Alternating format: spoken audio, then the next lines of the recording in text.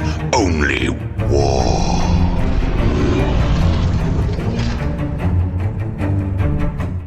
What is up, gents? 40k Dirtbags here. We got a tournament video for you guys. We just got back from Nova Open. We placed third out of around 400 players. If you guys are new to 40k in general, there are huge major GTs, and anything over 250 is considered a major. So this says 400 players of the best players across the country, especially in the Northeast, is out in the DC area. So we got to play 9 games straight. So it is one of the biggest events of the year because of how many games and players that go to it. Last year we actually won Nova with our Chaos Cult build. This year we're trying to bring it back to back with our Death Guard build.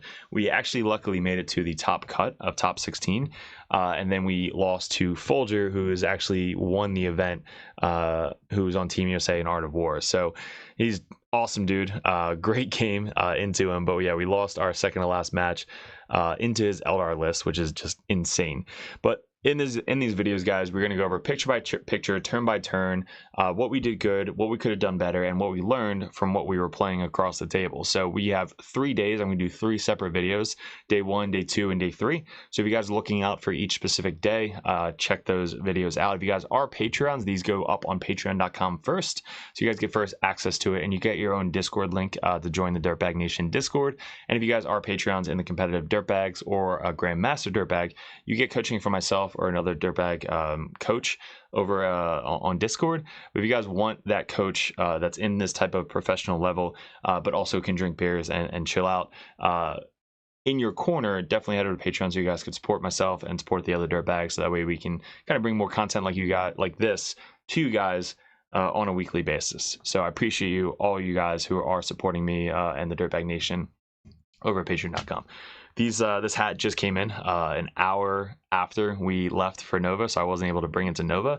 We got new hats, we got new shirts, we got the red, white, and blue style shirts over there, so they look freaking fire in person. So we saw a bunch of them at Nova, which was really cool. Everybody who came up to me, I appreciate you guys. Again, I wouldn't be doing this without you guys, so I really do appreciate you coming up and just saying why you joined, what you like about 40k, and why you play what you play. But we're going to get into some sponsors really quick, and then depending on what video you guys are at, we're going to go over day 1, day 2, and day 3. Look at the title of the video, but yeah, I can't wait to talk about this because this was just super fun to get into. So let's get into the video.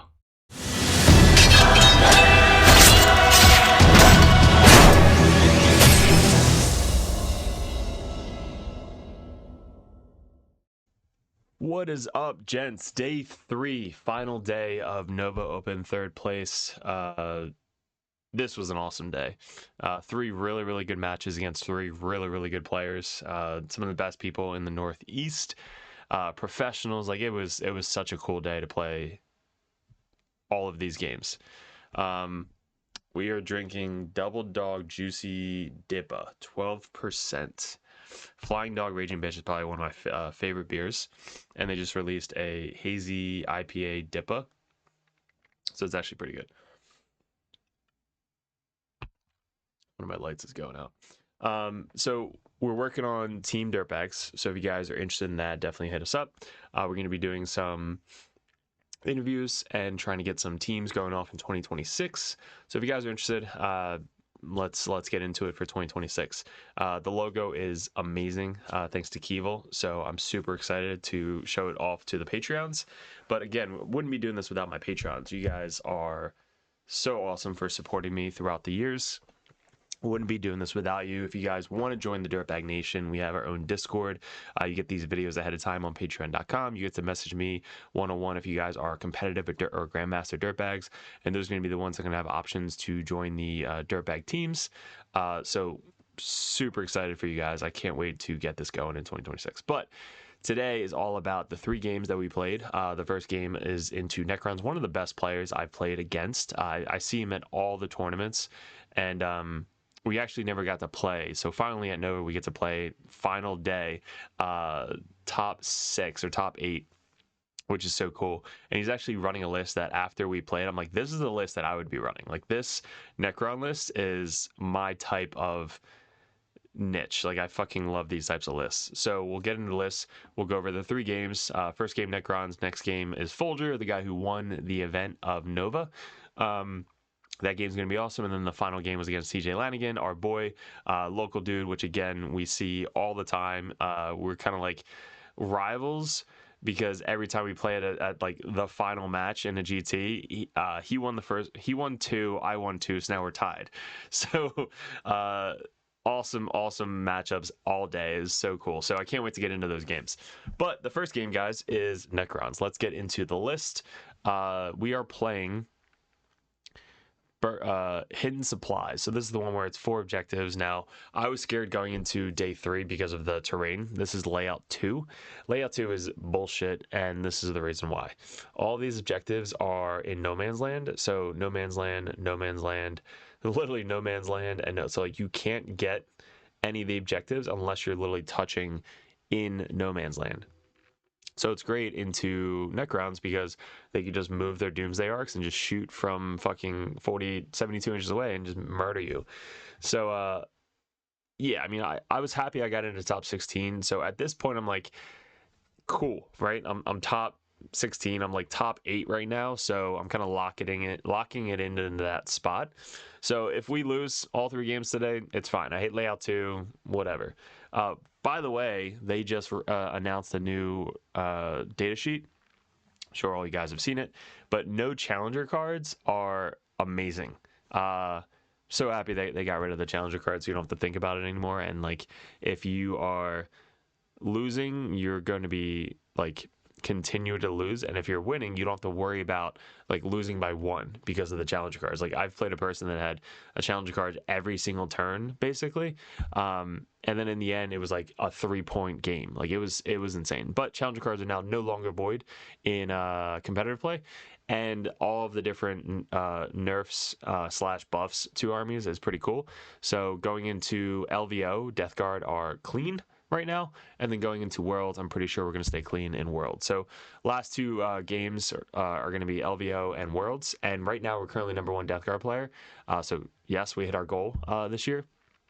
So we have to place high enough in the next 2 games to try and really boost that level 1 status for Death Guard on ITC. So if we can play Death Guard on ITC, we would have ranked Grey Knights 3 years ago, Chaos Space Marines last year, and Death Guard this year. So super stoked about that. Can't wait to see how we finish, guys. Fuck it, let's get into the game. All right, so his list, he's running 2 Wraith Bricks with the character. He's got the 20-man Necron blob with the 2 Thralls that have the 4-up invuln saves, 2 characters with the 4-up invuln save, and the other one, which I think can bring guys back. He's got a unit of the flesh dudes. He's got the solo character sniper guy in reserves. He's got the stalker, the big tall thing for the Field of Pain. He's got 3 ghost arcs. One of the guys is right here. So he puts this dude in here so that way his transport doesn't blow up, which is smart. So that's the ghost arc transport to revive the warriors. And then he's got the other Wraith Brick over here. And I don't know if he has anything else in reserves. Most of his shit is on the table. Yeah, I don't think anything else is in reserves. And then this is our deployment. So it's diagonal deployment, 30 inches across, all the way up. For us, if we go first, we put both of our units, like 1 here, 1 there.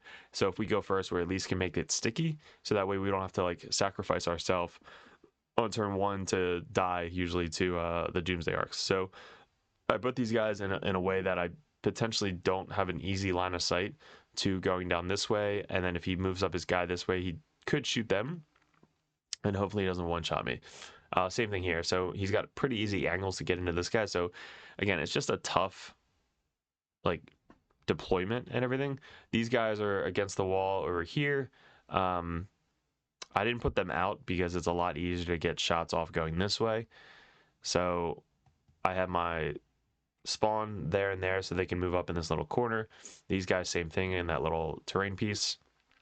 I try to make Morty as less so he can't be shot turn 1, but it's really hard because he can move so far and advance and shoot and just shoot forever. So I try to put it like hard enough so he's looking this way.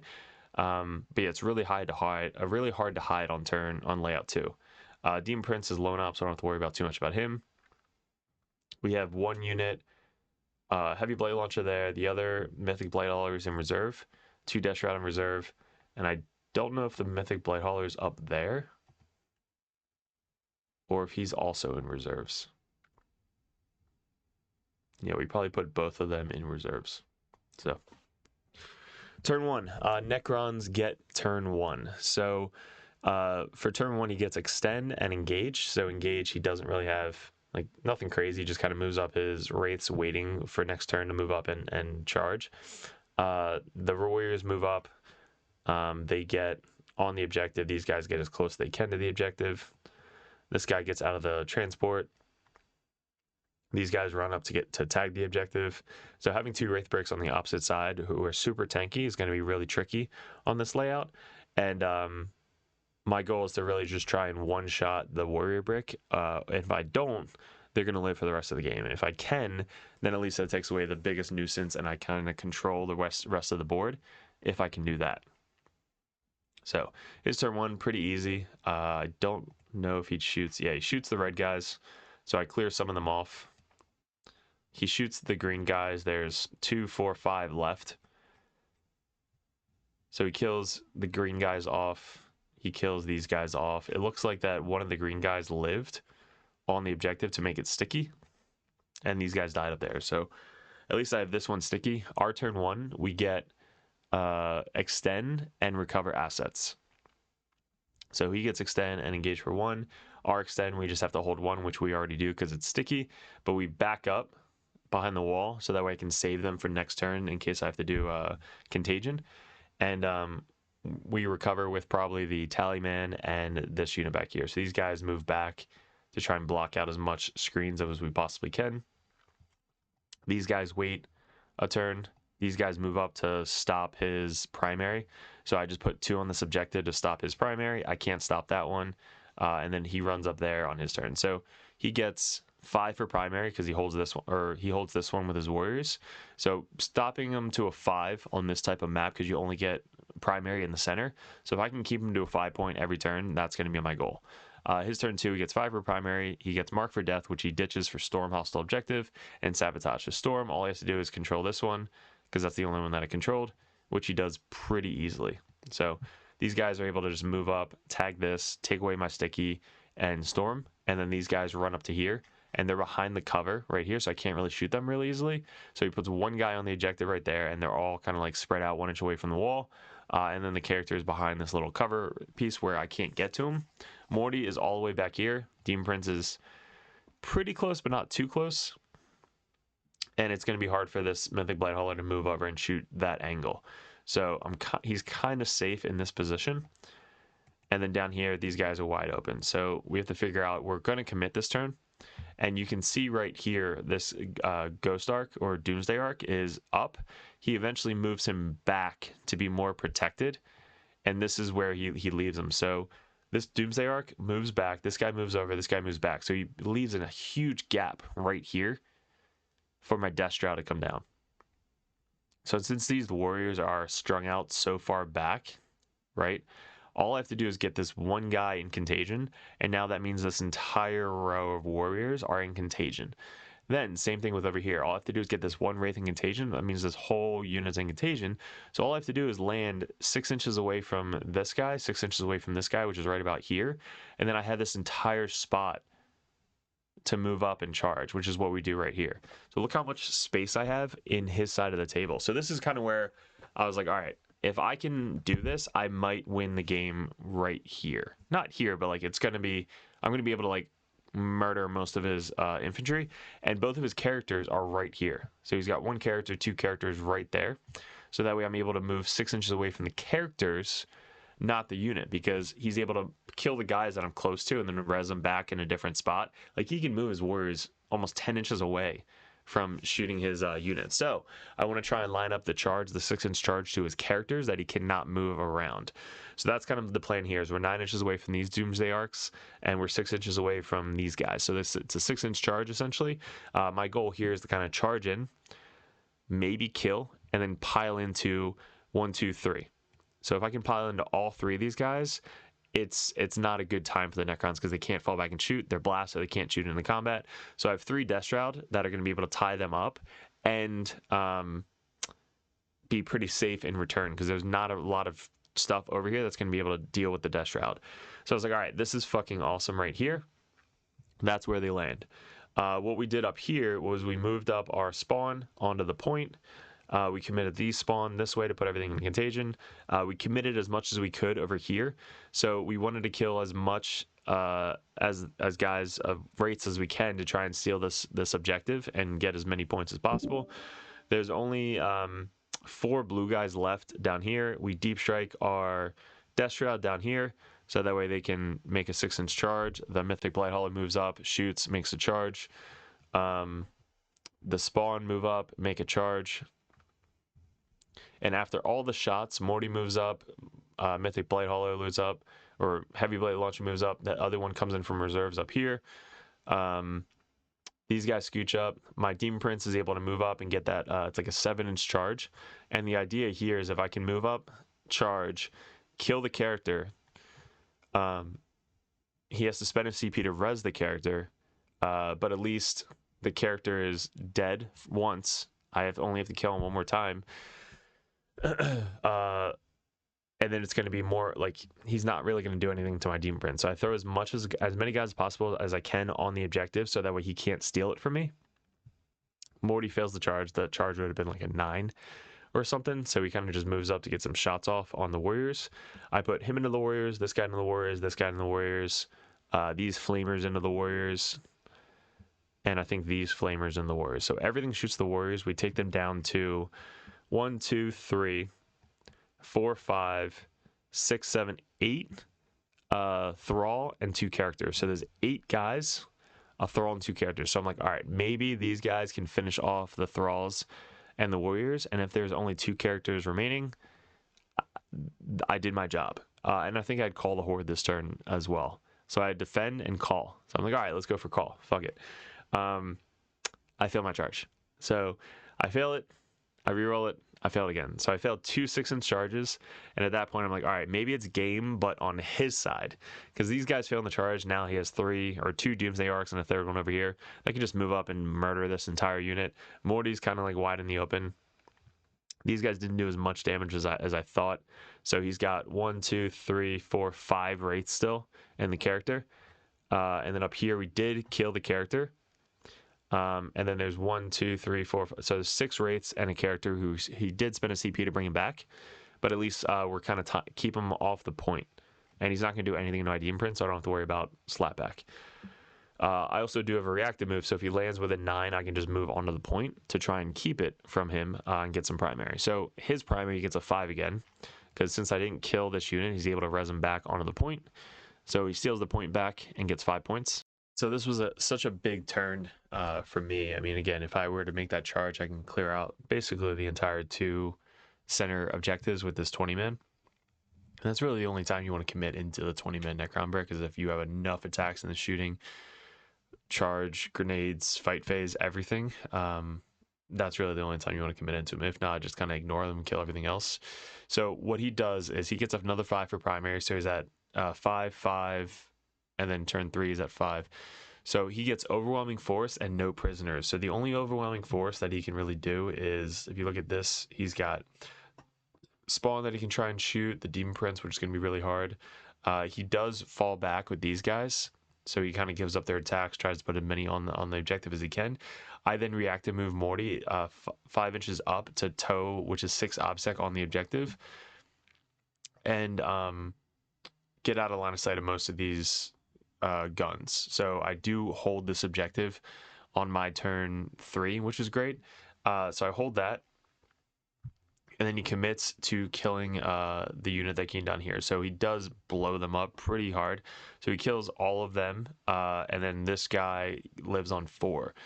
So he gets down to 4 wounds. This unit, he does shoot into them. I have 2 Death Shroud left with the Lord of Contagion.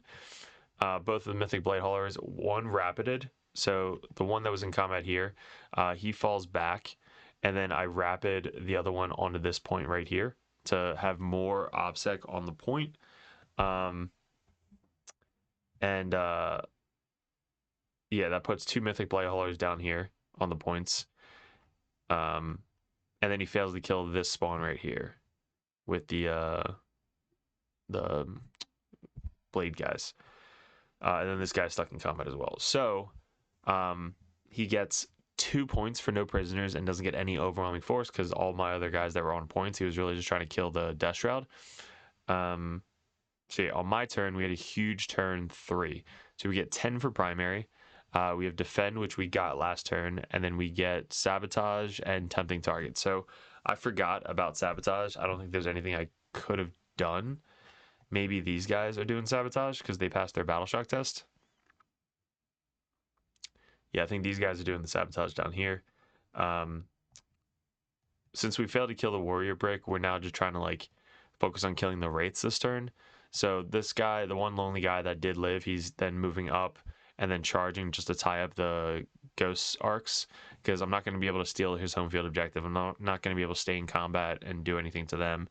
So I just kind of moved up and just combi charge these two just to tie them down as much as I possibly can. But we are kind of destroying everything up here. We do another precision from the Demon Prince to kill the character again, and then that way Morty's able to come in and just sweep and take out all the wraiths up here. So these guys helped out shooting downtown into, I believe, these wraiths, and then we finished off these wraiths with some random shots, grenades, and then charging. Down here, we shot everything into the wraiths, tied them up. There's 3 wraiths here with the character. And then we wanted to shoot, charge, clear off this point so I can try and keep him to another 5, and which is what we do. So we tie up as many on the point as we can. So we have 3, 6, 7, 8 on the point. He has 1, and then he's going to try and put like 4 guys on the point, which he can't get as many on there. Yeah, so he just, again, keeps bringing on more guys. So by the end of the game, none of them really died, which is nuts. So the end of my turn, he falls back the wraiths to steal this point for me. So that way it's not sticky anymore. And these guys are about to get shot by the Doomsday Arcs. The Death Marks came down via Deep Strike. I forgot he had those guys. All these wraiths are dead. This guy's still stuck in combat with those 2. Everything kind of moves up, but this top is now basically mine because he's got no wraiths up here. The warriors are going to try and move up and get on the point to try and steal it, but when he does move up the warrior bricks, I commit my, instead of react to move anything else, I react to move my Poxwalkers to try and block him from getting onto the point. So I just move 5 inches straight forward to be 1 inch away from him and just block. You can see here I'm just blocking as many as I can from him getting to this point, so that way I can try and just keep getting primary. So we have a ton of obstacle on this point, so he can't like get there. And then I'm able to kind of like next turn and run on the points and get as much as possible. So going into the next turn, we kill. We try and focus down these wraiths. So I have these 2 guys, the character, 1 Death Shroud left. He's got 1, 2, 3, 4 wraiths and the character. I have 2 Mythic Blight Haulers, a spawn that's in combat, this spawn that's not in combat, but I have to try and kill these 2. So we're basically just shooting in combat these guys into the wraiths. So we shoot the Meltas, the frags, the bile spurts. We throw a grenade. We do some random flamers, and after all of that, we finish all of the wraiths down here. So even with the tank shock, so we cleared off both wraith bricks. We leave this zone fine, and then we just commit everything as we possibly can onto this point because we have second as well. So now at this point I'm just trying to like throw everything onto points and try and get some primary. So we have Morty, Demon Prince, so that's 6, 7, 8, 9, 10, 11, 12, 13, 14, 15, 16, 17, 18, 19, 20, 21, 22, 23, 24. So we have 25 OBSEC on this point. So he would have to get 13 models on this point to try and steal it from me. So he obviously still has this one because I can't stop that. But we have 1, 2, 3 in No Man's Land, which gets us a 15 on turn 5. And then on turn 5, we also get Display of Might, which we have, and Cleanse. So I'm able to cleanse up here and cleanse down here, and then boom, we get a really good turn 5. But end of the game, That's TJ's Knight. It's freaking awesome. So end of the game, this is the final score. 73 to 55 for the Death Guard. So we kept him to a 5 on this objective. Him going first, we kept him to a 5 every single turn, even with his big ass warrior brick that I think if he was more aggressive with them, basically holding these 2 points as much as possible and maybe putting the warriors instead of back there, put them a little bit more up here so that way you can just group, instead of doing the really long chain, you can group them up a lot easier up here. That might have been better. That way you like hold this point the entire game, and then you're basically just like creeping out to this one and this one to get more primary and steal it from me. So that basically would have been a difference. And everything else, he had 20 out of 50 with a challenger card, and then he had 22 out of 40 for the secondaries. Where are we? Space Wolves. Here we go. So 22 out of 40 for the secondaries, and then for us, we had 30 out of 50. We had 0 in turn 2, 10, 5, and then 15. And then we had 30 out of 40 for secondaries. So our secondaries are about 8 up, and then our primary was 10 up. So we had 10 more primary in this. So 73, 55. Awesome dude. Awesome shirt. Just super friendly guy. Like I said, he was one of the best players I played in a long time, and I love his list. Like the guys that just never die, 4-up invuln save, and they come back. So he's got a strat that can bring him back mid-phase. He's got the Ghost Arc that can bring him back, and then I think there's a Res Orb that can bring him back as well. So constantly he's just bringing like 2d3 plus 3 back every single turn, and they're all 2 OPSEC. So 4-up invuln save, 2 OPSEC. It's just such a bitch to try and remove that unit. So that was the biggest fear that I had going into it. But also the Ghost Arcs having this like huge fire lane down the center.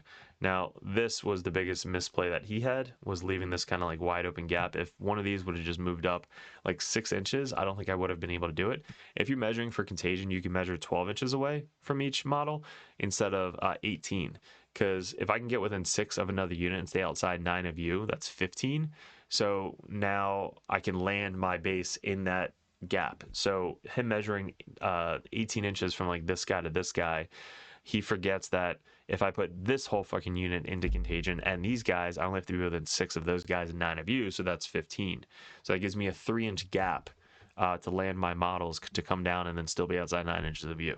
So obviously he won't do that again on Death Guard, but that was a huge potential game-winning play right here.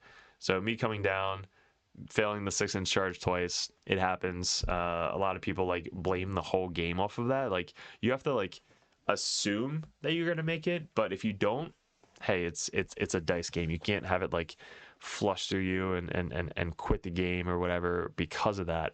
You have to keep playing, because like even with us flubbing that roll, we were still able to pull it out in the end by hitting other key targets. So that's a bonus. Same with him getting up is a bonus. Him dying and not getting back up, you kind of like rely on. Just so that way, if they do get back up, you're like, oh, fuck, yeah, sweet, awesome. I got a dude coming back now. So yeah, don't let shit like this ruin your day or ruin your game. Dice, you can never blame dice. Dice is law of averages. Some games you're going to be hot, some games you're going to be cold. You just have to play the best game with the law of averages statistics that you possibly can. Some luck it's on your side, some luck it's not. I've had games where I've rolled like complete garbage and still was able to pull it off based off of your tactics, how you move, pile in, consolidate, melee phase, all that stuff. So again, don't let this stuff ruin your day. If it does, keep playing more games, and eventually you'll learn that it's not gonna make you, you know, it's not gonna be a pro or not a pro based off your dice. So cool. That is game 1, guys. So we win game 1. Going into the next game, which is against Folger. This is TJ's Knight that he customized before Nova, which is insane. He's got the Great Unclean One head with all the Nurglings and the rot just coming out of the battle tanks. Just such a cool model. So I had to take a picture of it. Super customized. Really, really, really, really cool. And we get to see him in game 3. Look at that. So, and he's such a good painter. He painted all this himself. Cool. So Folger. All right. So luckily, if we didn't play the Eldar list earlier in the tournament, day 1, I think, I would have lost even worse.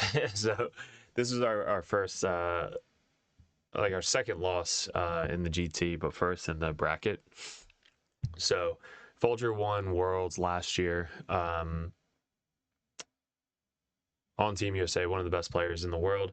Awesome dude, by the way, like super broski. I definitely would like to have a beer with him.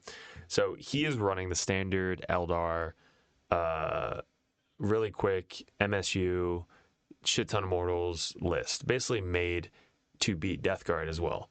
He's got all of the Primarch dudes. He's got the Spider guy that can advance 24 and still charge. The chick who has the fight first with a crazy damage output. This guy, Ra, who has a crazy gun that can get out of the tank, shoot, and then get back in with his little posse. He's got Fire Dragon dude that can get out of the tank, shoot, and then get back in. But it's like melt to 4, 18-inch or 24-inch range. He's got 5x3, 3x5 warp spiders, 5 of the banshees, 3x5 of the, I think, scout guys, 5 rangers, 3x5 swooping hawks, and 10 of the fire dragons. 2 of the transport tanks. One of them has the long range gun. The other one has the 2 short guns. The long range gun, I believe, is the one that maybe ignores cover, but these guys go in it and then they can get out, shoot, and then get back in.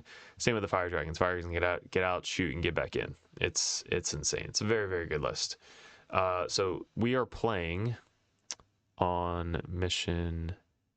So right now this is the top 4. So we have Brian, World Eaters, Derek, Death Guard, TJ, Chaos Demons, and Folger for Aeldari. So for the matchups, I got into Folger, TJ got into Brian.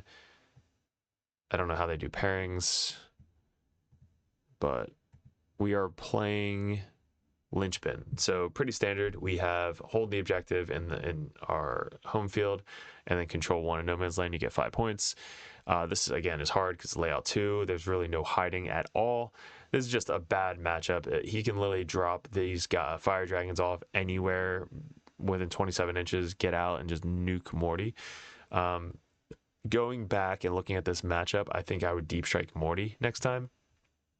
I think him coming down via deep strike, probably rapid ingress, so that way he can actually move up 10, shoot, and then charge something. I really want to try and get into these tanks, but he plays them so well that I can't really get to him because they're most of the time in the back and blocking out getting to him. So this is our deployment. We started off at the top. We have these guys on the point, nobody in the center, but we have our scout move that can move up. These guys are blocking out 1 inch away over here.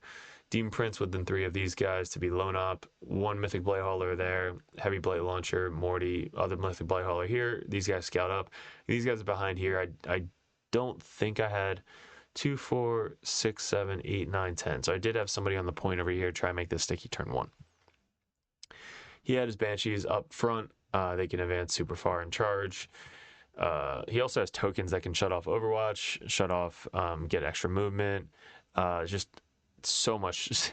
Eldar is probably the #1 faction in the game right now, honestly. They just have every role imaginable. So the fire dragons back here, the long range emo guys are back here. Hawks, 2 spider units, and maybe all 3 spider units back here because they could just launch 24 inches. So they got there, or there. Like it's again, very scary list. So what I messed up was deployment. I think this guy doesn't have to be here because of the amount of range that he has here. Like this guy can move this way, get line of sight into this guy, or move this way and get line of sight into this guy. So I think this guy has to be in reserves next time. So him in reserves. I don't know if I can put Morty in reserves as well. He just has to basically be more hidden. Him being there, I lost him turn 1 for nothing. Eldar went first. So I scouted up there, and he moves up these guys in the ruin to just nuke my Poxwalkers up here. Everything else kind of runs up. These guys run backwards. These guys 1 inch away from the wall over here. These guys get on the point over here. And this tank moves up here, gets line of sight onto my... look how far away he is. So all these guys get out, right? And then they're going to get back in. So you only have to really put out the raw guy. And if he has line of sight, then the whole unit has line of sight. So gets out, line of sight straight down here, and nukes this guy fucking 40 inches away. Like, easy. Like, all right, cool. Good. Lost this guy for no fucking reason. And then lost him a box. So we lost one Poxwalk unit and Mythic Blightholler for absolutely nothing. So not a good trade for my part. For our turn 1, he had extended Overwhelming Force. So we actually did kill this guy that was on the point on turn 1. So he gets Overwhelming Force and these guys. So he gets 5 for Overwhelming Force and then 4 for Extend. And then for our turn 1, we have Assassinate and Sabotage. Cool. So I have to survive and kill something characters. His characters is this chick right there, which I can't get to. In the vehicles can't get to, and that is it. So can't really do anything about Assassinate. For us, we scooch up a little bit. I try and be out of line of sight of like as much as I can, but him being just right there, like super far away, he's able to move up, get out, and shoot Morty from like 36 inches away. So Morty already starts taking wounds on turn top of 2. So for our turn, his turn 2, he gets 3 for primary because I stop him from down here. So I charge in, don't kill a lot. Like the spawn haven't really killed anything the entire weekend. Like the spawn, relying on them to kill stuff, not very good. So I would not rely on your spawn to kill anything. They're mainly there to extend contagion, get people in contagion, and kind of like just tie stuff up in general. That's all they do. Don't rely on them to kill anything. So I charge in. He's like, oh, they're dead. I'm like, they're probably not. So I roll off and I kill 1. So that was very bad. But I did steal this point. He didn't have anything in the center. And then he had his guys off the point up here. So I was able to keep him to a 3 for primary because he held his home field objective. So that worked out a little bit. This guy didn't come out because if he did come out, he could have shot these guys. But he put him like 1 inch away from the wall, which wasn't 1 inch away from this, which wasn't one. Like there's a lot of measuring over in this part right here because he didn't want to be shot, but he also didn't want to. He didn't want to be shot, but he also wanted to get on the point, and he couldn't do both just with the measurement. So after all of that, his turn, he then starts pew-pewing into Mortarion. So this is what I was talking about. This guy, with the measurement, like how all this stuff was, we measured like 3 or 4 times. To be 1 inch away from the wall, he would have been able to be shot. If he wanted to be within 1 inch of the wall, then I could have like shot him, or charge him. So he chose to not be within 1 inch away from the wall, or be 1 inch away from the wall, so that way I couldn't shoot him, and then he couldn't get on the point. So we both agreed that he wasn't on the point, and then I didn't shoot him. So I could have shot him if he was on the point, but he didn't want to be on the point, so I couldn't shot him. So that kind of was like how this whole fucking situation happened. And then his turn, he kind of had a really huge lead going into it, already blowing up a bunch of stuff. These guys that were over there are now over here. These dudes right here. So they moved 24 inches away. I was gentleman-like, and I asked him this. I was like, hey, what would you do in the situation where you have like a roll from Morty that you can actually suck wounds away from your opponent? What? To 5 out, they do mortal wounds. So that way, if I do get wounded, which he does wound Morty, I can do the amount of wounds I lost and do some mortals back to you. So I told him ahead of time. I was like, so honestly, what would you do on like a GT situation? Like, would you tell your opponent like, hey, I have this that I could do, next turn after the situation happens? And he goes, yeah, I'd probably do the same thing that you did. And I was like, all right, good. I'm just making sure that I'm doing the same thing that you would do. And you always want to tell your opponent, like, especially at this level, not basically like the gotchas. Like, we hate the gotcha game. The gotcha game is bullshit in 40k. You want to have the best game that you possibly can. And in this situation, he can easily move his guys in a completely different direction to still do what he's trying to do and not be within 3 inches of Morty, because it's within the command phase and within 3 inches. So if he moves his warp spiders up and is outside of 3 inches of me, I can't do the mortal wound strat to suck wounds away and try and kill his guys to get me less pinned, right? So I told him that as he was moving his guys. He's like, oh, awesome. Yeah, I definitely don't want to be, that. I was like, yeah, dude, I hate gotchas, so I'm going to tell you that up front. And then asked him, like, would you have done the same thing? He's like, yeah, 100%. So that's kind of how the whole game went. It was like, we were both back and forth, like, this is our intent, this is what we're trying to do. Like, at that level, guys, you kind of have to be a bro to each other. Like, understand that you both are in the same position because you both are good. You're both go with the rules, core rules, gentleman-like, and you want to make sure that you both have the best game you possibly can. So that situation right here, him moving here first would have been shit for him. After telling him that, he moved him 3 inches away over to here. Right? So now I can't do all the wounds. He's still blocking my 10-inch movement, so I can't go this way and this way to get in the center. So the only way I can really go is kind of like diagonal opposite of him. So really good move blocking by Folger here. But he does take Morty down to 7. It had to have been 10. I think it was 10 before I even got to fucking do anything with Morty. So we rapided as well here. And notice that I'm wrapping almost in my deployment zone, which fucking sucks. He blocks out like most of the board, but he's got such crazy line of sights that I have to figure out where can I go without being shot back. So my goal here is to try and be like get some slingshots. So if I land here, I can move up 5, try and charge like this guy, and then pile into the tank. So that way the tank can't, like the tank's there. So he's as far away from Morty as I possibly can. These are the mortal, the melted guys. So that's my intent here is drop them there, move up, charge, pile in, kill whatever's there, and then consolidate into the tank. If I could get a guy like into both, that would be the goal.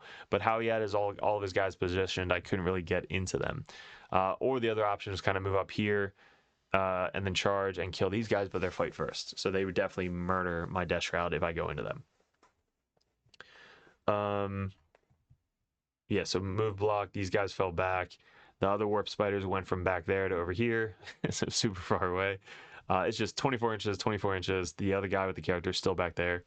So again, the fact that they can fucking do this in a game is just, it breaks the law of 40k. Like there's no way you can block or screen this out because it's just a normal movement. It's not like deep strike or anything like that. They're literally just like, all right, I'm here now, and I have all these, you know, flamers going into that just murder everything and move block. So this is nuts. So he kills all my poxwalkers that were here. There's nothing really down here that can do anything. These guys again got out, shot Morty, got back in, took Morty down to a bunch of wounds. These guys stayed in the transport. 2x5 swooping hawks down here, and then these guys are waiting. I think the Rangers are on the point up here now. So we have a tough go around coming into turn 3. So turn 3, we have storm hostile objective and secure no man's land. So we move up Morty. We move 10 this way. I leave these guys alive so that way I can charge into them and kill them in the melee phase. But when I move Morty up here, I'm able to get line of sight with the wing onto these guys, which he wasn't expecting. So me going this way, I actually shot and killed all of these guys. That helped out a ton because then next turn he was able to move up here and kill Tallyman pretty easily. So I'm just trying to clear his MSU units as much as possible this turn. Morty's on 7 before I even get to fucking do anything with him. Like that's fucking bullshit. How is Morty on 7 going into turn 2? Eldar, that's why. So his fire dragons can literally come out here and shoot 2 guys into me and I die.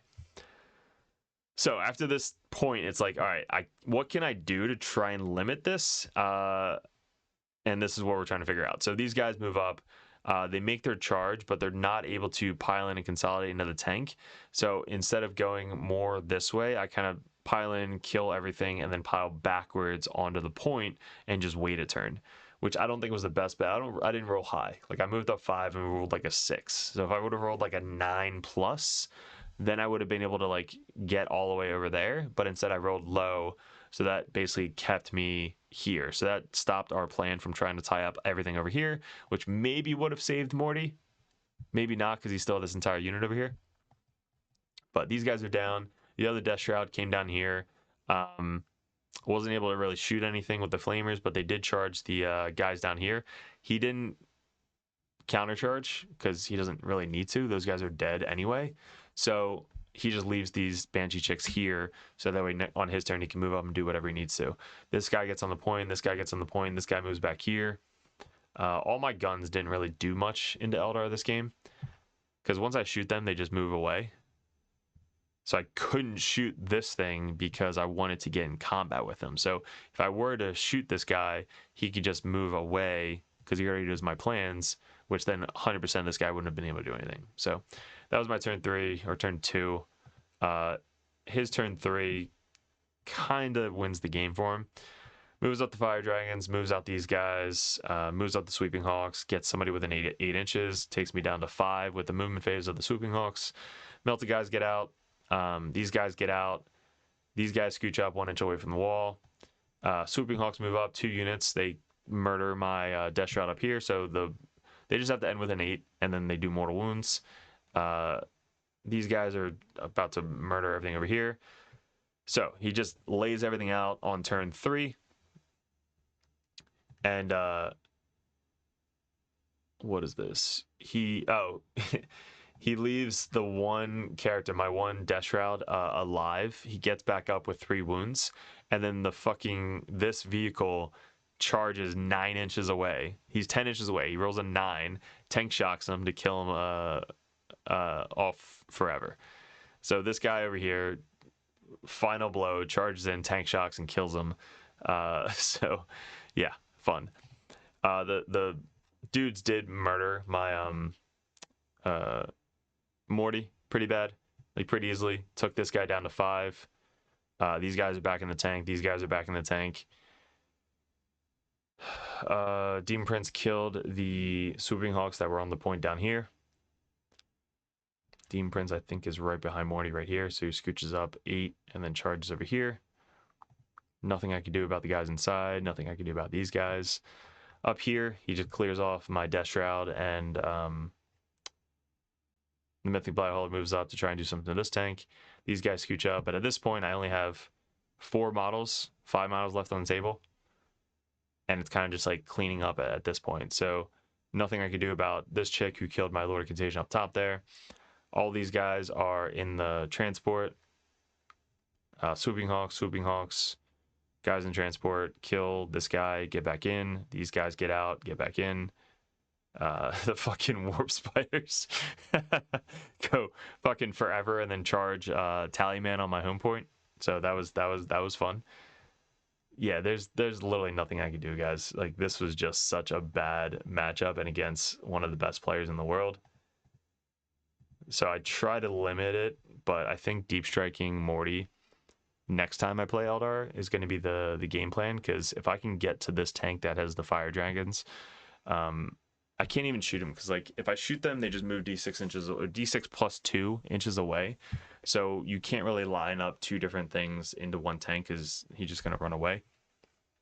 So I think rapiding Morty down to kind of like charge it, kill it, pile into the guys inside, because I don't think he has a fall back and shoot strat. So if Morty's in combat with the melted guys, he's got to kill me with everything else on the table, and then now the fire guys are vulnerable. Plus, if they fall back, I can then move 5 inches away in a different direction to try and save them a little bit more. So that's going to be my plan next turn. And obviously, threat ranges, like knowing this game, threat ranges with the Mythic Blighthauler, like not deploying him on the line right here, which is dumb, because he shouldn't have died right there. I think him next to this other one would have been fine, like where Morty is, because Morty's in deep strike. So this guy back there, just to kind of like threaten the center or threaten this top point. And yeah, I think that would have been the difference. So I would have had one more Mythic Blighthauler turn 1. Morty would have been in reserves. What is the points? Because we have LVO coming up. So let's see how many points it is for Mortarion. So Mortarion's 385 points. Let's see how many points Morty is. So 380 plus 240 for the Lord of Contagions plus 320. That's 940 points. So he can go into reserves, but I can't put anything else into reserves because I only have 60 points left and there's nothing in my army for 60 points. So everything else would have to start on the table, which I think I'm fine with as long as I have some cover to put everything. And then he would have to deep strike or rapid, and then the Death Shroud would have to come down. So he can technically rapid. He can then do my contagion, right? And then the Death Shroud can come down and then charge something near Morty. So then I have Morty, 2 Death Shroud, and then everything else kind of pushing up on turn 2. So that would be the biggest difference. But final score, guys, Folger automatically won with 69 to 46. So this was my worst loss throughout the entire weekend. He had 24 out of 50 for primary, 35 out of 40, so really good secondary score.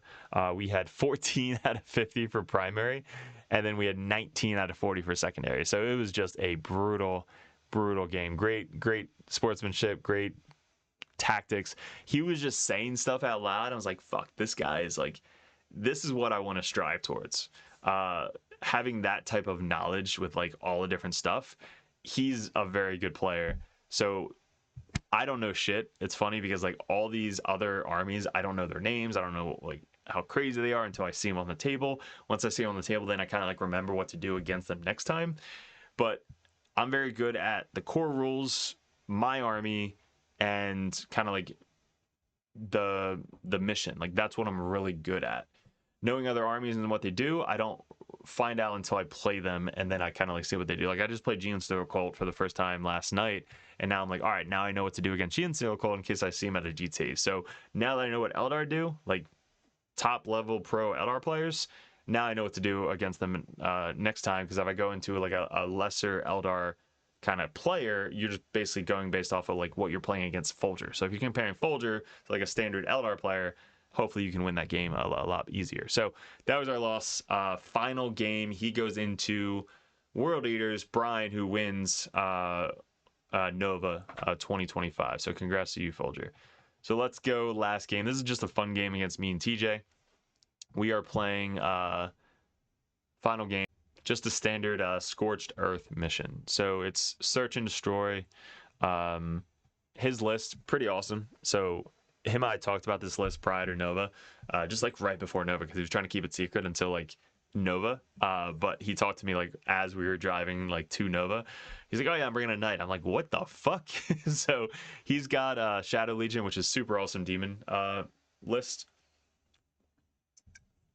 Trying to help him with it like before the match, because I really liked running it at Maryland Open. We went 6-0 at Maryland Open, and I really liked the Plague Bearers, the pinks, like stuff that's going to be on the table and be super annoying for your opponent.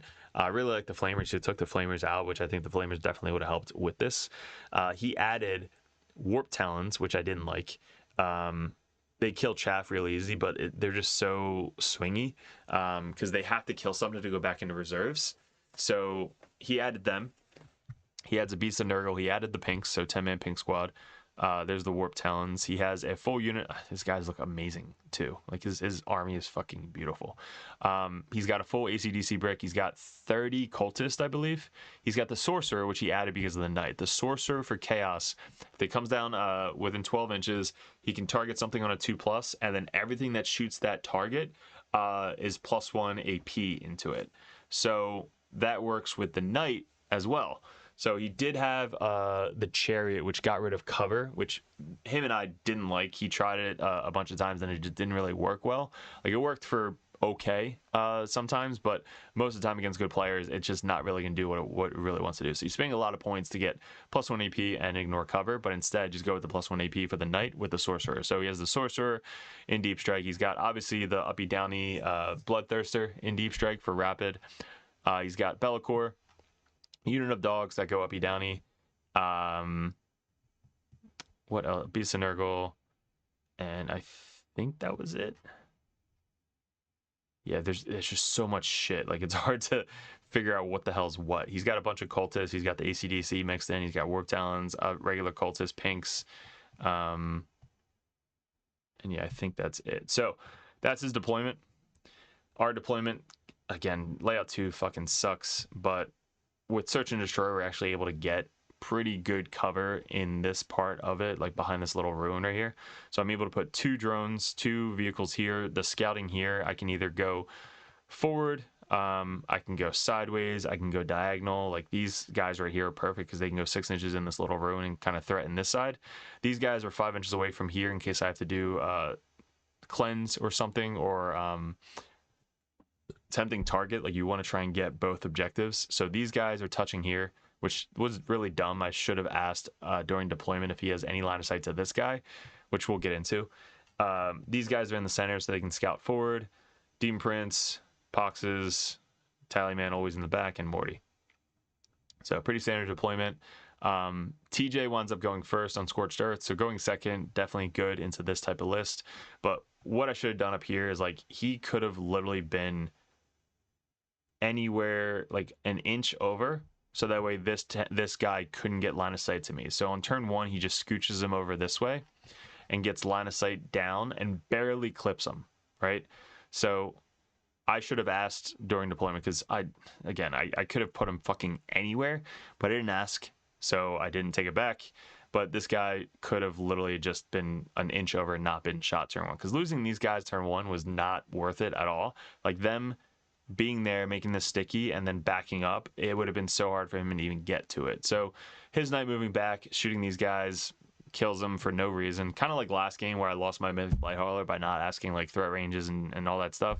Dumb on my part. So deployment, super bad mistake turn 1. He could have moved up this way maybe and got line of sight going down this way, but like I would have measured from here to try and block, and that would have put me like right here. So right here, like an inch forward, I would have blocked from seeing this way, and then blocked obviously from seeing this way. So that was my mistake there. So I didn't make that sticky. On his turn 1, he moves up everything. These guys stay here. They could have went up this way because he had Storm Hostile Objective and Secured No Man's Land, so he could have stormed here, but he chose to keep these guys back to block out, to protect his knight, and to not give up his dogs on turn 1. Because if he would have ran up there, he would have got 4 points. But then he loses a unit, like a really strong 75-point uppy downy unit, and now I have this entire board edge to come in on turn 2 to kind of like either charge Be'lakor, charge the knight. So he was really smart by keeping these guys here to block out and screen out my deep strikes. So that was good pro play by knowing what you should sacrifice and not sacrifice. And turn 1, sacrificing these was not worth getting the Storm Hostile.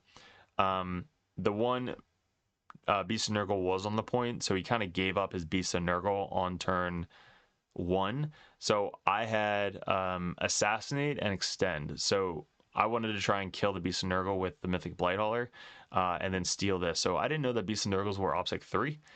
Who knew? So I had to kind of like tie him with this Mythic Blighthaller here. So he moves up 10, gets on the point, and then I just put like all the shooting into him and I actually nuke him off the table with the Mythic Blighthaller. This guy scooches up here. I think also helps out with the Mythic or with the Beast of Nurgle, because the Beast of Nurgle has 7 wounds, I think, T9, 7 wounds. So I had to do a ton into him to kill him, so that way, because he heals every phase. So it has to be one phase that you focus him down, and for us, it was the shooting phase. So the line of sight from him, I think we went diagonal. So I lined up Morty's base to go diagonal to just barely clip the Beast of Nurgle. So that way, if he were to shoot me back, he would have to get right here to shoot me. And that's what I was talking about the other video, is when you're doing line of sight to like Morty with the wings and stuff, you want to make sure that you barely see, so that way that line goes exactly like this to there. So that knight can't see me, Be'lakor can't see me, all these other guys can't see me. He has to get literally right here to be able to see my Morty. And you want to agree on both sides before you move them and shoot. So that way you're like, all right, I'm only going to get here, so you have to get there to shoot me. Correct, great, awesome. Now, obviously, if he goes this way to shoot me, that's obviously a different angle, but I'm talking about like him being able to go from there all the way over to there, can't do. So he can't see me from that specific angle. So up here, we get Lone Op on the Demon Prince within 3 inches of the Poxwalker, so that way he's Lone Op on the point. We block out the back as much as possible. These guys scooch up and get onto the point over here because he put one of these guys on the objective over here. So we stormed, or we got Extend for 4, and then Assassinate we kept, but then ditched. The Warp Towns are here, which I know they're probably going to go up here and try and kill these guys. So that is our end of turn 1. His turn 2, this is hilarious. So this is what happens here. Do you see these 2 pinks? What had happened... Let me explain what happened to the pinks. This is what made TJ so mad, but it was so funny. He commits not a ton. He blocks out the guys up top here, moves his knight over a little bit, to get line of sight onto my Mythic Blightholder and just nukes them off the table. The Sorcerer didn't come down yet because he didn't need them. The Warp Talons came up here and again was going to charge my Poxwalkers, but I knew that was happening, so I rapided behind the Poxwalkers right here. And he doesn't have any line of sight, so the Knight can't see me, Be'lakor can't see me, so no guns on this side of the table, so I rapid 9 inches away from there, but within 6 inches of these guys, so that way if he does charge me, I countercharge, kill him off the board, and then pile in to get onto the point to be even closer to him. So that's a really good defensive play. If you have guys in deep strike and you know a charge is coming, you want to rapid behind the unit that you know is going to be charged, a more tankier unit, so that way you can countercharge or heroic intervention to try and stop them from going back in reserves. So that's what we did there. That's what we did here. So instead, he doesn't charge. He just keeps them in that spot to try and block me from saving his AC/DC brick. So he doesn't make that charge. I then just move up, shoot flamers into the cultists that were over here, and then I want to charge and clear these guys off.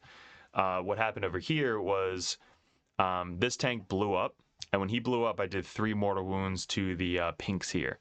So that kills 3 of them without even having to do the invulns and make more blues. And then on my turn, I scooch up Mortarion, and his tall-ass wing, which is like 9 inches off the table, can see over the 5-inch ruin in the center. So that way I'm able to see his big-ass banner sticking up on the other side, like over here.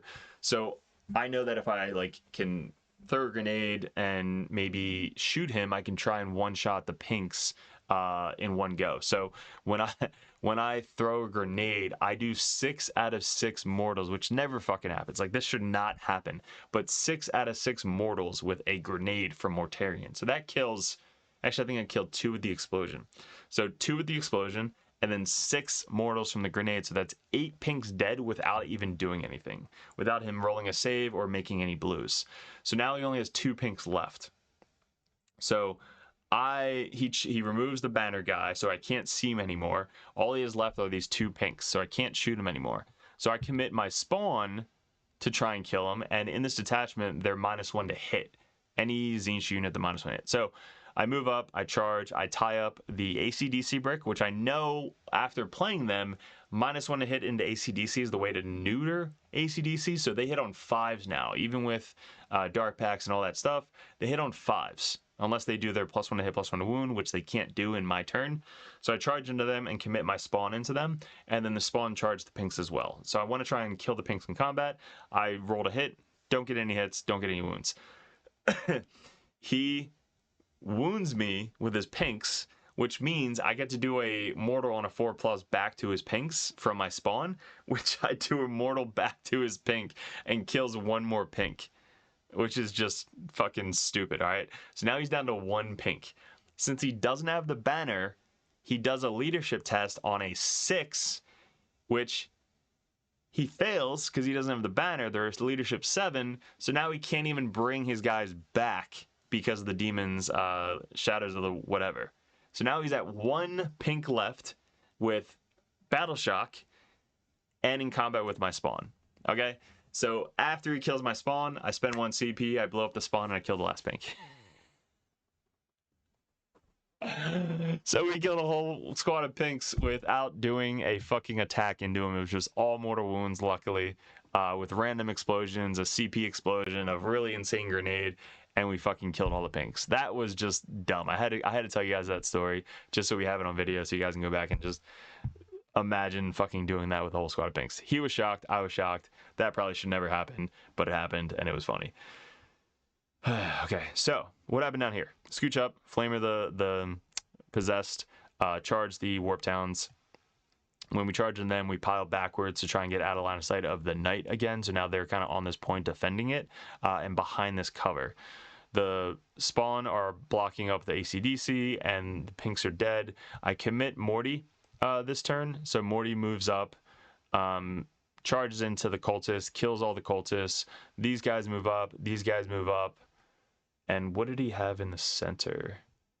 So he had cultists really just in the center, but I wanted to kind of like, all right, so I knew what was happening. So he rapids this guy here, Okay, so this guy rapids down. I know where he's going. He's going to try and go kill Morty with this guy. So since he rapids there, I commit everything to try and block the landing of his Bloodthirster. That's one way to try and limit the Bloodthirster's movement. His base is so big, so he only can advance. He's fly, so he can advance over you. So as long as he can advance and end, he can't end within 1 inch of you. So if you can measure from like 18 max from him to like 12, so 18 to 12 inch, so that 6-inch gap, you want to kind of spread your guys out so that way he can't get anywhere near you.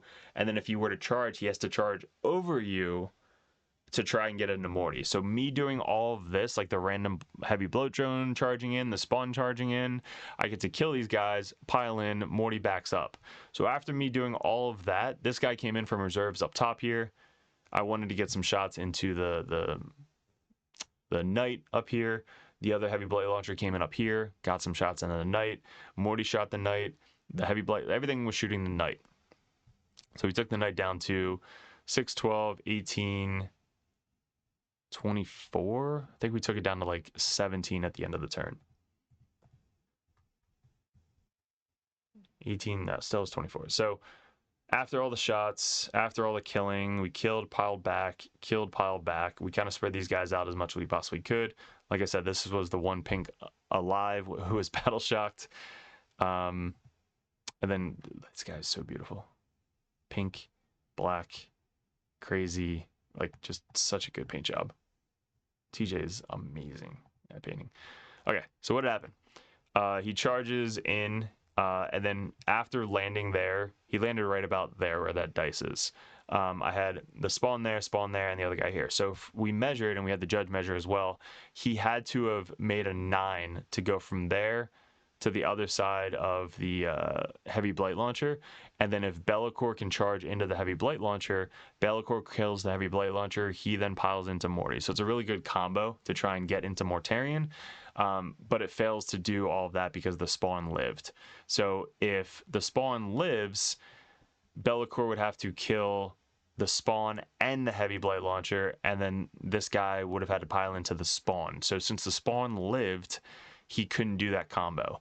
So instead, he just charges the Bloodthirster into the spawn and the heavy blade launcher, kills both. Be'lakor scooches up. Morty does do the reactive move. So when he moved up there, Morty reactive moved 5 inches back to get out of range of line of sight of this guy, but I couldn't. So he moves up 10, gets in line of sight of Morty. Morty gets down to not a lot. I think he's down to like still 14 wounds. So at the end of his kind of go turn, this guy died. I forget how he died. I might have just attacked him with a random spawn and killed him. Oh no, I think I blew up. So the guy blew up and killed the final the final pink. So I think I auto blew up again. We took away some of the ponies, the dogs, so some of them died with the explosion. I rapided these guys right here, which was clutch. So now I rapided there, so that way he can't see me, because he's not base to base of this terrain feature. So he's only base to base of this little triangle, so he can't see me going this way. So when I rapid here, I'm now able to kind of move up and charge and kind of murder this knight. So I have a heavy mythic blade hauler here that can move up, melt to charge. These guys can move up, charge. Heavy blade launcher can move up and shoot. So I have a ton of stuff going into the knight this next turn, and Be'lakor is right in front of Morty. So it's not looking good for the demons right now, because Be'lakor took some mortals. This guy took a bunch of shots last turn, and now I have Morty still alive, 2 units of Death Shroud on the table, and his Bloodthirster is off the table again. So Sorcerer did come down here and target Morty for the -1 AP, but even with cover, I have 3-up saves against his AP2. So he doesn't ignore cover, so his AP1 goes to AP2 with the Sorcerer, but then goes back down to AP1 with the cover. So Morty has 3-up saves. So yes, it's 3 damage. It's only showing 10, so you're winning me on 5s. So it's not the best at killing Morty, but it could be if I fail a lot of 3-up saves. But I think I fail like 2 or 3 or whatever. Made a lot of 3-up saves. Okay, so then on my go turn, we scooch up everybody. Sorry, the pictures are always all right. So we scooch up Mortarion. He's got 14 wounds left out of 16. This guy rapids back here, so I know obviously where he's going. The Mythic Blight Hauler moves up. The Demon Prince moves up. The Death Shroud move up. This guy scooches back to see this way. These guys stay on the point. These guys scooch up and charge the Sorcerer and the AC/DC brick. So again, I want to just tie them up because they're super annoying. So them with the -1 to hit aura, they hit on 5s. So they could still do some damage into me, but it's not going to be a ton, especially with the -1 damage. So they're all 2 damage. So if I spend 2 CP for -1 damage, they're not going to really chip away the Death Shroud. And then he did bring out his Demagu. So I'm surprised he brought her out because he probably needed to because of like coherency and stuff. But her coming out here, I spend 1 CP and I precision. So I precision out the AC/DC chick right here because this guy fell back. So next turn, I move up this way and precision out the Demagu here. So that way he loses his 5-up invuln save. So all that's left from the AC/DC is 1, 2, 3, 4, 5 bigs. I still have 2 Death Shroud and my Lord of Contagion. His 1 Sorcerer is alive on 1. We did kill the Knight. So the Knight died. Bellicor died. So I moved up, did mortal wounds with Morty. I threw a grenade. I shot. And then we took Bellicor down to like 3. And then I charged Bellicor and killed Bellicor. We charged the Knight. The Knight lived. So he has this guy about to charge, the Knight alive. After he charges into Mortarion like this, I do the fight on death. So he has to kill Mortarion, and if he kills Mortarion, I'm able to fight on death. That's why I didn't move back 5 inches. So I wanted to like just try and tank it in the face, and if I can potentially kill the Bellicor or the Bloodthirster on the clapback. So he fails to kill me. He takes me down to 9 with a bunch of 4-up invuln saves. I think he has like 7 attacks, hitting on 2s with Lance. So he hits on 2s, wounds on 2s. So 7 attacks, let's say 5 or 6 go through. If I make 3 or 4 4-up invulns, and then I have the Feel No Pains, takes me down to 9. So he doesn't kill me on the charge. So then I'm able to fight back without doing the fight on death. And I think I one-shot the Bloodthirster back. I think I did like 13 or 16 wounds. And then in his turn, we did all the melee with these guys and the Demon Prince, which then killed the Knight. So in this turn, we killed the Bloodthirster, killed the Knight, and killed Bellicor, which all he has left are the AC/DC, 1 wound Sorcerer, 1 10-man Cultist, and I believe that is it. So I think we called it here. Lucky Lizard! So shout out to ACO. We got this lizard from one of the coolest Chads out there. His daughter makes them. Luck. So we had the Lucky Lizard the entire time. And that is the final game right. No, this is World Eaters. I don't know. Oh, it was right here. So T-Suns. Final board state. And this is the T-Sun match. So 96 to 43. He had 555 on Scorched Earth, so 15 out of 50. He had 18 out of 40 because we kind of called it after round 3. So he couldn't really get anything for primary or secondaries. And then for us, we had 50 out of 50 because we burnt. And then we had 36 out of 40 for secondaries. No really challenger cards because we were close up until turn 3. But yeah, it was fucking brutal going from this, right? So the Bloodthirster coming down, not being able to get into Morty, the vehicle Knight shooting me, not being able to do a ton of damage into me, and then Bellicor not being able to get the charge because the spawn lived. So a lot of stuff happened in my favor, obviously. The Rapid helped out. The Rapid, both, I didn't get a 6-inch charge. I just kind of Rapid both times. So I was very more defensive with Rapiding because he basically screened out most of his board the entire time. So, I could have 6-inch charged here, but I figured like Rapiding, because he couldn't shoot me anyway, was going to be better because that's a 5-inch charge compared to a 6-inch charge. So being able to move up 5, being within 5, so it's a 4-inch charge. Yeah, so 4-inch obviously is going to be better than 6-inch. So Rapiding outside 9, move up 5, within 5 now, 4-inch charge. So that is way better than just trying to rely on a 6-inch charge like the Necron game's last game. But yeah, so losing Bellicor, this turn, dueling down the Knight, losing a bunch of shit over here, tying up the AC/DC the entire game, losing the Pinks for nothing, and then losing the Warp Talons for really nothing was just a downhill battle from there. And then obviously the Bloodthirster, me and him were super excited just to see this happen. And it just failed. Rolling 4-ups, obviously super swingy. So making the 4-up saves is bullshit. I made all the bullshit saves, so he lived. So yeah, that sucks. So sorry, TJ. But still, great game, great opponent, awesome. Love playing TJ. So final state is we came in 3rd place. So this is the final rankings. We have Folger, congrats, going 9-0. Insane. Brian crushing it with World Eaters, going 8-1, only losing to Folger in the final round. Us losing to Sam Pope on game 4 because we had 7 minutes left going into round 4, which was brutal. And then we played him again, but then we lost to Folger 46 points, who won the matchup. James, love it. World Eaters, another really good World Eaters. Max, our boy, only lost once with Necrons. He actually won the best points out that. So he had 100, 100, 100, 100, 100, 97, 89, 79. So he had the most points out of everybody. So he actually won a war. And then TJ, 6th place. So crazy, like, placings everywhere. Yeah, it was super fun. If you guys haven't looked into or tried Nova, try Nova. It's fucking awesome.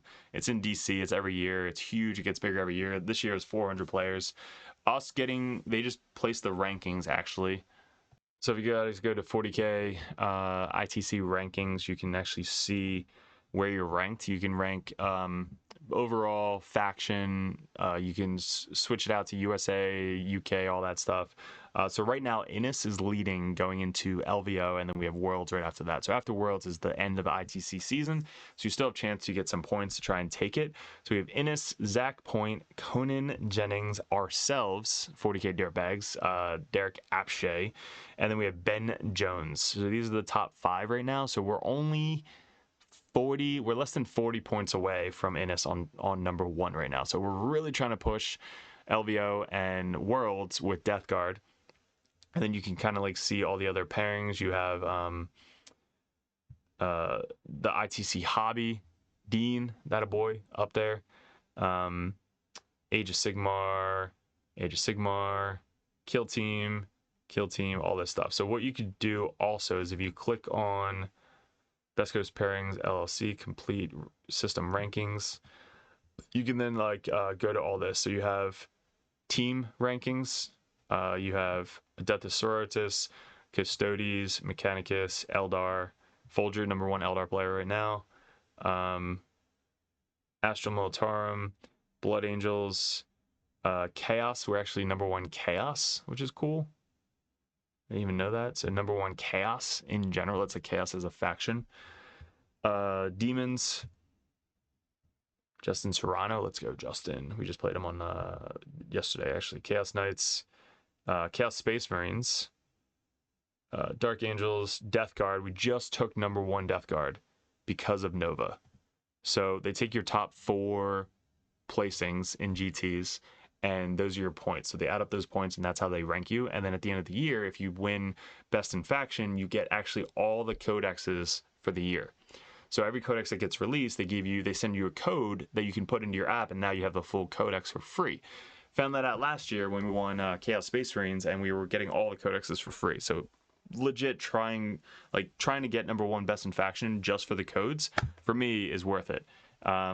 It's a lot of money that you don't have to spend on all the codexes. So right now we overtook Nathan and Oscar. We saw him at a LSO. Awesome dude, beat up on our boy Brian. But we're up by only 3 points. So we have LVO. So right now, if I click on my name, it then takes you to everything that you did throughout the year. So like LVO, we have from last year, because they have 2 LVOs in 1 year now, but that was for Chaos Space Marines. So that doesn't count for Death Guard. That only counts for Chaos Space Marines and Chaos. But we have Nova open, number 3 for 266 points. We have Lone Star open, number 4 for 263 points. ACO, we were number 1. We won that one this year, but it was only 238 points. And then we have Battle for Alzheimer's. We won 2nd place for Demons, not Death Guard. And then Maryland Open, we won Maryland Open, which was like a 200-person event, but it was only 226 points based off the amount of people that were there and the amount of games. So with LVO, it's 9 games with like, what, 500-600 people, that's going to be a ton of points. So if I can replace this one Death Guard matchup for 226 points, let's say I replace it to 260 points. If I place like top, I don't know, 16 or something, top 30 at LVO and get like 250 points, that'll get me an additional 25 points. So that 25 points, you then go back to the ranking and you add 25 points to that 995. So that'll put me up to like 1,015 points or so. So that'll put me a lot better spot to try and take number one if I get, you know, that ranking. So that's kind of how they do the rankings in that way. So they take your top 4 and then overall they take your top 6. So that'll actually put me up even more. Let's look at my name again, sorry. So that'll put me up even more to try and take Innis at number 1, and is such a good guy, such a good player. So that takes 1, 2, 3, 4, 5, 6. So again, that Maryland Open is the one that's my lowest at number 6. So if I get up to like, God forbid, 260, that puts me 40 points or 30 points above where I'm at right now, which then would take, again, Innis could obviously take more points as well, but that would get me 30 more points. So that puts me up to 1545. Which doesn't even take it. So that puts me at 3rd still. 1530, 1545, yeah. So I'd have to get like 40 points to try and take it. So 40 points would put me up to 4055, which would take Innis. But again, a lot of shit to come. Hopefully you enjoyed this 3-part series, because I definitely enjoyed doing it. I'd like to hear the feedback from you guys, what you liked, didn't like, how we can improve on the channel. A lot of stuff is coming up with the 40k Dirtbags. If you guys want the professional coach in your corner, head over to the Patreon. It's always good to just have somebody to bounce ideas off of. Even if I don't play the army, I can give you over to one of our Dirtbag coaches and they can help you out as well, who specialize in that specific army. These shirts are up for sale on the link below in the Printify. You guys can order it as you go. And then the Rexstar lasers, shout out to them. They have a reversible terrain magnet piece now. You can check those out, and lasers, the laser lines. I know everybody's always asked me because they are super clutch in every tournament. Head over to Rexstar lasers in the link below. They have Dirtbag engraved lasers, which are sick. Yeah, just so much stuff coming up, guys. But again, the Patreons, I always got to shout them out because I wouldn't be doing this without them.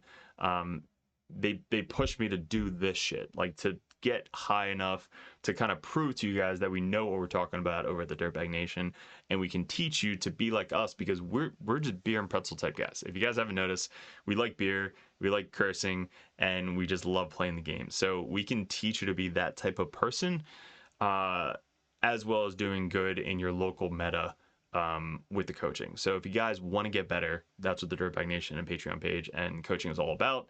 So head over there, check that out. If you guys have any questions, hit me up in Discord. And then we're still selling all of the merch with the widgets as well as the models. If you guys want a Lord of Contagion model, we have those up for sale now. Yeah, so guys, I really appreciate it. Thanks for watching all the series. If you guys are still here, you guys are fucking chads. And if you guys are LVO, come up and say hi, say you're a Dirtbag, so I can give you some limited edition Dirtbag dice. And we'll see you in the next video soon. What is up, gents? 40k Dirtbags here. If you guys are interested in joining the Dirtbag Nation over at patreon.com, you get a bunch of perks. What we did in 2024 was we really expanded. I had traveled a ton and I played my ass off in 40k. Right now we're ranked #1 best player in the United States on ITC rankings. We were the #1 Chaos Space Marine player in the world this year in 2024. 2 years ago, we got ranked #1 Grey Knight player in the world, and this year we're probably going to go into Death Guard, hopefully when the new Codex comes out, or Emperor's Children. But you guys, if you guys want that head coach or that coach always in your corner, just to ask questions, bounce ideas off, that's what the competitive Dirtbag and the Dirtbag Nation is all about. If you guys want to support the channel, you head over to patreon.com. You can join the Just a Car tab, which is $5 a month. You guys get access to the Discord Patreon tab. You have to be a patron to get into that Discord, and also I'm always there. All the other coaches are there. Basically, it's just such a good community over on Discord that you guys get specific access to it that only Patreons can get. If you guys want to bump that up, the competitive Dirtbag tier, you guys get to message me or another Grandmaster or another Dirtbag coach over the Dirtbag Nation to add unlimited questions, list ideas, list reviews, and bounce ideas off of. That's what having a coach in your corner is all about. If you guys want to bump up to the Grandmaster tier, that tier you get every perk under the sun. So basically you get access to Discord, you get one-on-one coaching, you get a call once a month if you guys would like to go over any RTTs coming up, any GTs coming up, any list reviews live over Discord chat, and also a special perk that Grandmasters get. If you guys want any video suggestions like we do all the time with these table setups that we just upgraded thanks to the Patreons, you guys get suggestions or battle reports you want to see specifically played live by a coach or myself on the next battle report, or a live battle report coming up on the Patreon. So you guys get obviously first access to all the videos. We post them first on patreon.com, but there's just a ton of benefits to having a professional coach that plays this game all the time at the very, very high competitive level in your corner at all times. And that's really what the Dirtbag Nation is all about, getting you guys better at 40K, the basics, and being good in your community. So if you guys want to support the channel, I really appreciate it. Couldn't have done it without you guys in 2024, 2025. I am super stoked for, super excited for. We really want to get a bigger studio going. That is going to be my focus in 2025, is really growing the community on YouTube and Patreon specifically. So thank you so much for 2024, all my Patreons. If you guys are interested in joining and want that coach in your corner, head over to patreon.com and support the channel. Appreciate it.